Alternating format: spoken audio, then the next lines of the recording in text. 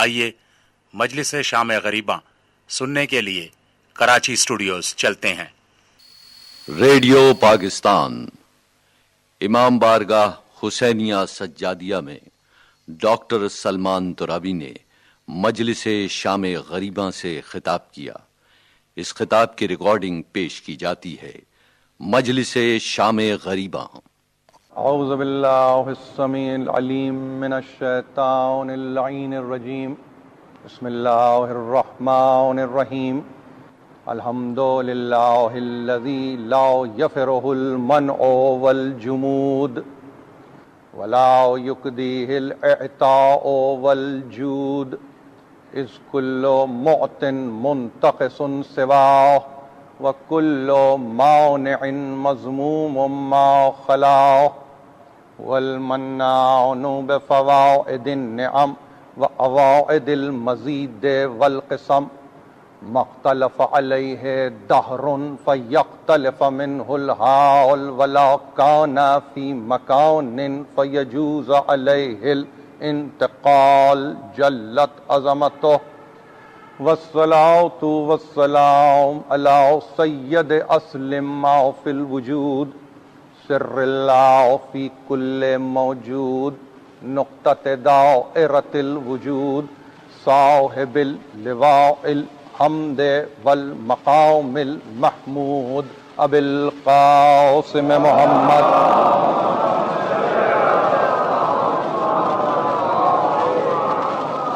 اہل بیتہ الطیبین الطاہرین المعصومین المظلومین، الذین اذهب اللہ عنہم الرجس وطہرہم تطہیرا۔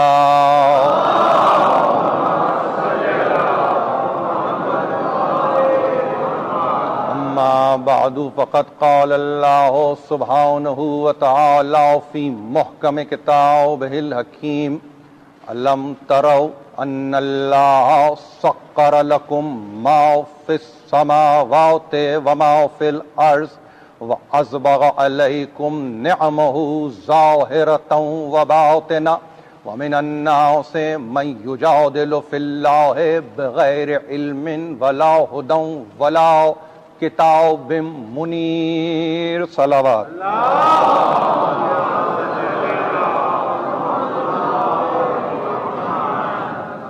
قرآن کتاب حکمت و ہدایت ہے، اور کتاب جب حکمت کی ہو اور ہدایت کی ہو تو اس کے لیے مناسب ہی یہ ہے کہ نوع بشر کو وہ پیغام دیا جائے جو قیامت تک کے لیے باقی رہ جائے۔ عزیزان محترم، سورہ مبارک لقمان کلام مجید کا 31واں سورہ ہے، اور اس سورے کی 20ویں آیت کی تلاوت کا شرف میں نے حاصل کیا۔ ظاہر لفظ اس کا ترجمہ یہ ہے کہ کیا تم غور نہیں کرتے، کیا تم نہیں دیکھتے کہ اللہ نے تمہارے لیے جو کچھ آسمانوں میں ہے اور جو کچھ زمین میں ہے اس کو مسخر کر دیا ہے، اس کو تمہارے تابع کر دیا ہے، اس کو تمہارا فرما بردار بنا دیا ہے، اور اس کے ساتھ ساتھ تم پر اپنی بے پایاں فراواں نعمتوں کی تکمیل کر دی ہے۔ وہ نعمتیں کبھی ظاہر میں ہیں، کبھی باطن میں ہیں، اور ان کا عالم یہ ہے کہ مسلسل نعمتیں ہیں جو تم تک پہنچ رہی ہیں، باوجود اس کے کہ وہ نعمتوں کو پہنچا رہا ہے۔ انسانوں میں کچھ ایسے انسان بھی ہیں کہ جو بغیر علم کے، بغیر ہدایت کے، بغیر کتاب منیر کے اس سے مجادلہ کرتے ہیں، اس سے جھگڑتے ہیں، اس کے مقابلے پر اکڑتے ہیں، اس کے مقابلے پر کھڑے ہو جاتے ہیں۔ یہ قرآن ہے جو دانائی کی گفتگو کر رہا ہے، یہ قرآن ہے جو حکمت کی باتیں کر رہا ہے، اور توجہ خاص دلا رہا ہے کہ سمجھو تو صحیح کہ اصل نعمت کیا ہے۔ اس پوری آیت میں ایک اہم ترین موضوع ہے جو چھپا ہوا ہے، جس کا اعلان قرآن مجید نے کیا ہے، اور وہ عنوان نعمت ہے۔ اس تقریر کا عنوان نعمت ہے۔ عجیب بات یہ ہے کہ مسلسل تلاوت کرنے والے سورہ فاتحہ کی تلاوت کرتے ہیں، انعمت علیہم کی گردان مسلسل جاری رکھتے ہیں، مگر یہ نہیں جانتے کہ یہ نعمتوں کا صعود و نزول کہاں ہو رہا ہے، یہ نعمتیں نازل کہاں ہو رہی ہیں، کس پر نازل ہو رہی ہیں، کس کے حوالے کی جا رہی ہیں۔ فقط سورہ پڑھنا اور گزر جانا اور یہ سمجھنا کہ ہم اس کا حصہ ہیں، نہ یہ عین سیادت ہے نہ یہ عین شرافت ہے، جب تک کہ نہ پہچانا جائے کہ نعمتوں کا محور کون ہے، نعمتوں کا مرکز کون ہے، نعمتیں شروع کہاں سے ہوتی ہیں، نعمتیں ختم کہاں پر ہو رہی ہیں۔ لیکن یہ وہ کرے کہ جہاں شرافت انسانی ہو، اسی لیے قرآن نے کہا ہم تمہیں ایسے عالم میں نہیں چھوڑیں گے کہ جہاں تم اپنے جیسوں سے نعمت کے متعلق معلوم کرو، ہم بتائیں گے کہ نعمت کہاں ہے، ہم بتائیں گے کہ نعمت کہاں آئی ہے۔ اولئک الذین انعم اللہ علیہم من النبیین من ذریۃ آدم وممن حملنا مع نوح۔ دیکھیے قرآن مجید نے کہا یہ کہاں سے نعمتیں ہیں، کہاں پر نعمتیں آ رہی ہیں، یہ وہاں پر آ رہی ہیں جو ذریت آدم میں ہیں، یہ وہاں پر آ رہی ہیں جو نوح کے ساتھ سفینے میں سوار ہو رہے ہیں، یہ نعمتیں وہاں پر پہنچ رہی ہیں۔ ومن ذریت ابراہیم و اسرائیل، یہ ذریت ابراہیم میں نعمت ہے، ذریت یعقوب میں نعمت ہے۔ وممن ہدینا واجتبینا، اور نعمت وہاں پہنچ رہی تھی جہاں پر انسان ہدایت پانے کے لیے بےتاب نہیں تھا بلکہ ہدایت یافتہ تھا۔ واجتبینا، جنہیں مجتبی کر چکا تھا، جنہیں مرتضی کر چکا تھا۔ وَمِمَّنْ هَدَيْنَا وَاجْتَبَيْنَا، وہ نعمتیں تھیں کہ جو ہدایت یافتہ انسانوں تک پہنچ چکی تھی، پہنچ رہی تھی، وہ انسان کہ جو اجتباء کی منزل پر تھے، استفاء کی منزل پر تھے، ارتضاء کی منزل پر تھے، اور کیفیت یہ تھی کہ وہ فقط نعمتیں لے کے آگے بڑھ جاتے نہیں تھے۔ وَإِذَا تُتْلَى عَلَيْهِمْ آيَاتُ الرَّحْمَنِ خَرُّوا سُجَّدًا وَبُكِيًّا، جب ان کے سامنے یہ نعمتیں آیتوں کے طور پہ پیش کی جاتی تھی تو ان کا عالم یہ تھا کہ یہ روتے ہوئے سجدے میں گر جاتے تھے۔ تو یاد رکھیے اولین نعمت بکا ہے، اولین نعمت گریا ہے، سجدہ تو شکر کی منزل۔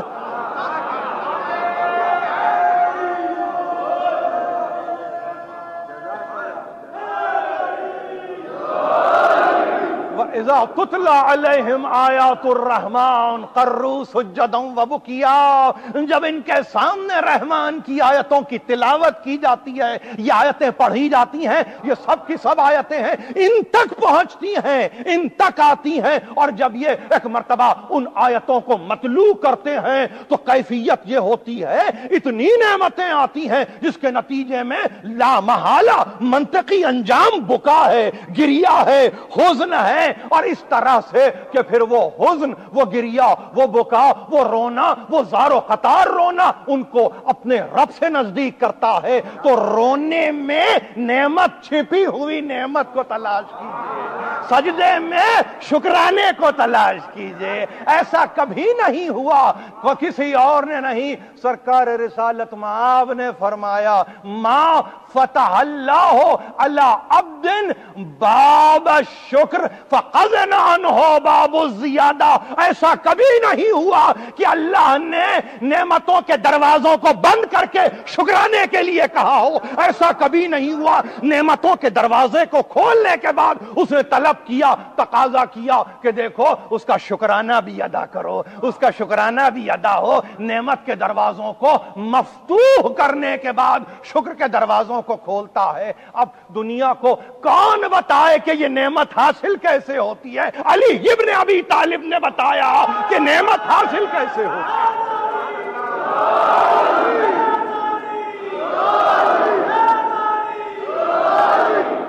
فرماتے ہیں فَمَتَعُ شِئْتَ اسْتَفْتَحْتَ بِالدُّعَاءِ ابواب النعمہ، جب چاہو نعمت کے دروازوں کو اپنے پر کھول دو بشرطے کہ دعا کرو۔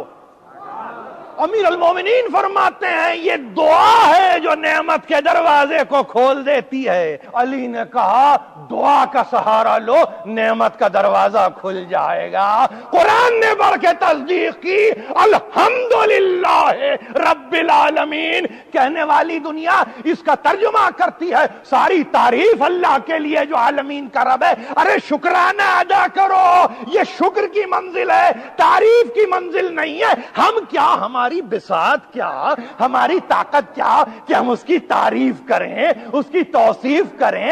یہ تو شکرانہ ہے. تو اس کا مطلب یہ ہوا الحمد سے پہلے اتنی نعمتوں کو نازل کر چکا تھا جس کے نتیجے میں شکرانے کو طلب کر رہا ہوں.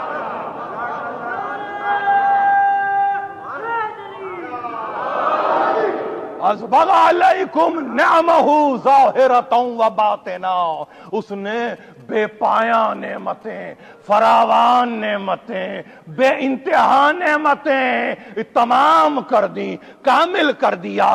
ظاہر میں بھی نعمتیں ہیں, باطن میں بھی نعمتیں ہیں. جب کہہ رہا ہے سخر لکم ما فی السماوات و ما فی الارض, تمہارے لیے تو مسخر کر دیا, تمہارے تو تابع کر دیا, تمہارے تو فرما برداری میں دے دیا. اب وہ سورج ہو تو تمہارا تابع ہے, وہ چاند ہو تو تمہارا تابع ہے, مگر وہ ظرف تو لاؤ کہ اس کو تسخیر کر سکو, وہ صلاحیت تو لاؤ جس سے اس کو اپنا فرما بردار بنا لو, وہ طاقت تو لے آؤ جس کے نتیجے میں سورج تمہارے لیے پلٹ جائے. جب تک وہ طاقت نہیں ہو, یہ لسان استعداد,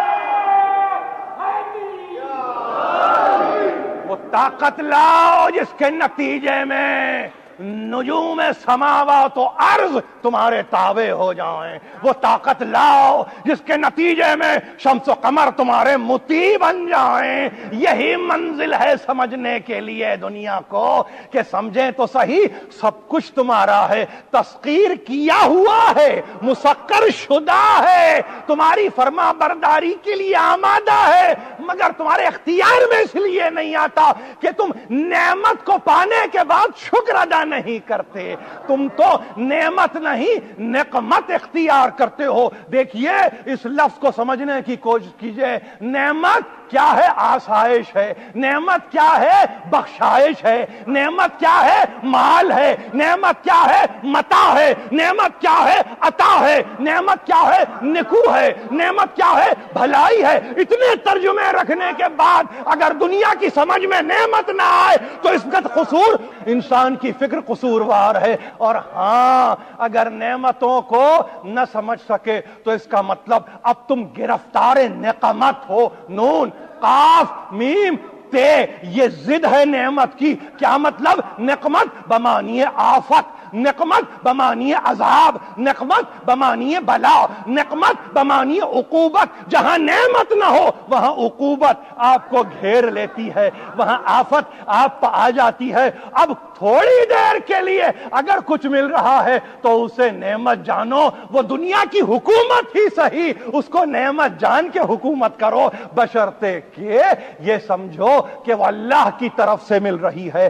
آزمائش ہے, ابتلا ہے, اور ایسی آزمائش ہے جس میں سب کو ڈالتا ہے, بظرف ڈالتا ہے, بقدر ڈالتا ہے, دیکھ کے ڈالتا ہے, جان کے ڈالتا ہے. لا نکلف نفسا الا وسعها, آپ کے نفس پہ زیادتی نہیں کرتا, آپ کی نفس کی وسعت کو دیکھتا ہے, پھر آپ کو تکلیف شرعی میں مبتلا کرتا ہے.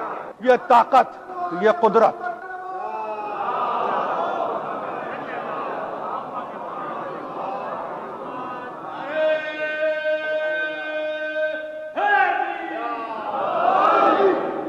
یاد رکھنے کی باتیں ہیں, انہیں یاد رکھیے اور انہیں محفوظ کیجئے.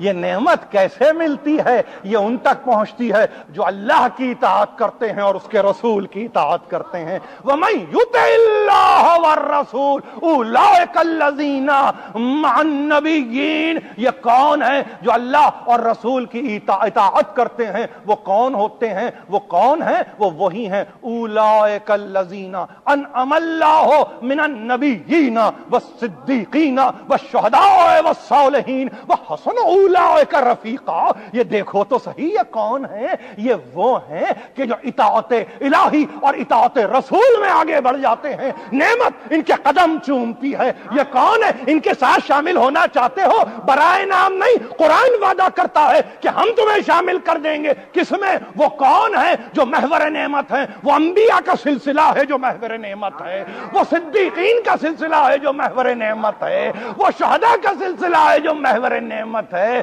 وہ صالحین کا سلسلہ ہے جو مرکز نعمت ہے۔ ان کے ساتھ اگر شامل ہونا چاہتے ہو، کسی دور میں رہو، کسی وقت میں رہو، کسی مقام پر رہو، کسی کرے پہ رہو، شامل ہو جاؤ گے، بشرطے کہ اطاعت اللہ کی اور اطاعت رسول کی پیش نظر رہے۔ ہاں، سخر لکم ما فی السماوات وما فی الارض، تسخیر کیا ہے تو اب ظاہر ہے مسخر کیا ہے تو اتنی تو اجازت دے گا نا کہ مسخر کرنے کے بعد اگر کوئی اس میں صرف کرنا چاہے تو وہ صرف بھی کر سکتا ہے، لیکن روکتا نہیں، نعمت کو دیتا ہے۔ اختیار چاہیے نعمت کو بانٹنے کے لیے بھی، اختیار چاہیے نعمت کو دینے کے لیے بھی۔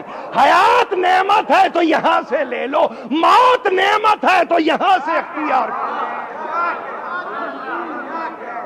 جو لینا ہے یہاں سے لے لو۔ یہی تو کہہ کے چلے تھے کہ نکل رہا ہوں مدینے سے، اور اگر نکل رہا ہوں اطاعت الہی اور اطاعت رسول کے نتیجے میں نکل رہا ہوں۔ یہ سفر میرا اپنا سفر نہیں ہے، یہ اللہ اور اس کے رسول کی اطاعت میں ہونے والا سفر ہے۔ ایسا سفر اختیار کیا، الہی قد حضر من الامر ما قد علمتا، پروردگار وہ وقت آ گیا جس کا تجھ کو علم ہے، نعمتوں کا لینے والا، عطائے نعمت کا محور، بقائے نعمت کا مرکز، افادہ نعمت کا حامل مدینے سے جب چل رہا ہے تو بارگاہ ایزدی میں بحضور سرکار رسالت مآب کھڑے ہو کر یہ کہہ رہا ہے، پروردگار وہ وقت آ گیا جس کا تجھ کو علم ہے، اس وقت کا آنا بھی نعمت ہے، اس وقت کا آ جانا بھی نعمت ہے، اور اس نعمت کو تقسیم کر رہا ہے کہ یہ دیکھیے 1433 ہجری کا محرم ہے اور اس میں بھی وہ نعمتیں بانٹ رہا ہے، نعمتیں دے رہا ہے۔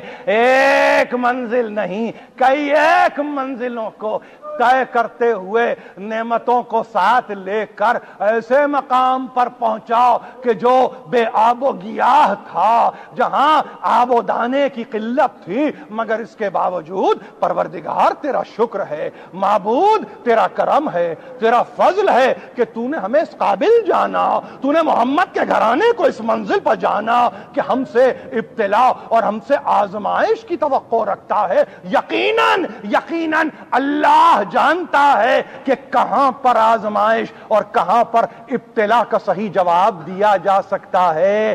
دنیا نے دیکھا آنے والا 2 محرم کو پہنچا، 4 محرم سے لشکر آئے، 7ویں سے پانی بند ہوا، 9ویں محرم کو حسین گھر گئے، صبح عاشور آئی، بیٹے کو طلب کیا اور کہا بارگاہ ایزدی میں سب سے پہلا ہدیہ تمہیں کرنا چاہتا ہوں، سب سے پہلی اپنی نعمت کو اس کے حوالے کرنا چاہتا ہوں۔ یہ بھی تو سلسلہ تھا نا آزمائش کا، یہ بھی تو سلسلہ تھا ابتلا کا۔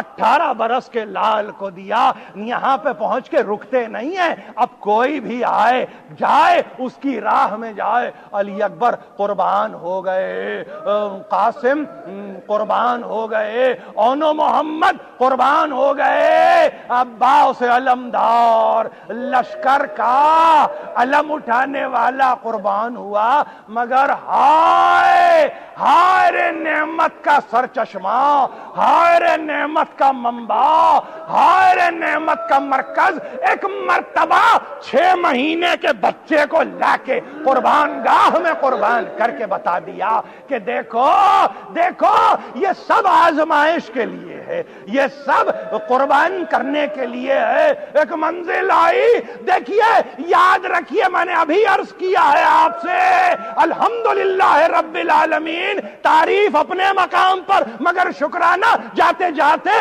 ایک مرتبہ بیمار بیٹے کے نزدیک آئے، بازو کو تھام کے اسی سورہ فاتحہ کی تلاوت کی۔